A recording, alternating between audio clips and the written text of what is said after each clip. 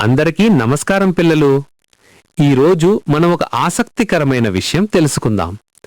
మనకు పాలు ఎక్కడి నుంచి వస్తాయి? పాలు ఎందుకు తాగాలి? పాలతో ఏమేమి చేస్తారు? పాలు ఎలా వస్తాయి? పిల్లలు, పాలు ఎక్కువగా ఆవు దగ్గర నుంచి వస్తాయి. ఆవు ఏమి తింటుంది? ఆవు పచ్చిక గడ్డి, మేత తింటుంది. ఆ గడ్డి ఆవు కడుపులో జీర్ణమవుతుంది. అప్పుడు ఆవు శరీరంలో పోషకాలు తయారవుతాయి.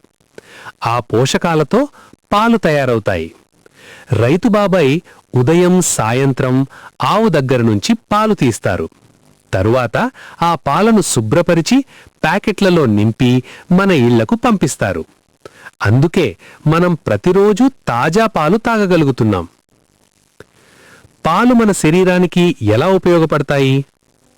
పిల్లలు, పాలు తాగితే మనం బలంగా పెరుగుతాం. కాల్షియం మన ఎముకలు, పళ్ళు బలంగా అవుతాయి. ప్రోటీన్ మన కండరాలు బలంగా పెరుగుతాయి. శక్తి ఆడుకోవడానికి, చదవడానికి శక్తి ఇస్తుంది. ఆరోగ్యంగా ఉండటానికి సహాయం చేస్తుంది. అందుకే అమ్మా నాన్నలు పాలు తాగు అని చెబుతారు. పాలతో ఏమేమి తయారు చేస్తారు? పిల్లలు, పాలతో చాలా రుచికరమైన పదార్థాలు చేస్తారు.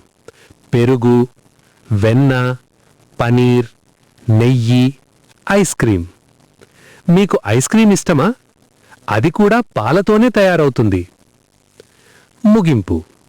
అందుకే పిల్లలు, పాలు మనకు చాలా ముఖ్యమైనవి. పాలు తాగితే మనం ఆరోగ్యంగా, బలంగా పెరుగుతాం.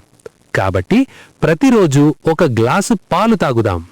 ఆరోగ్యంగా ఉండండి, ఆనందంగా ఆడండి. ధన్యవాదాలు పిల్లలు.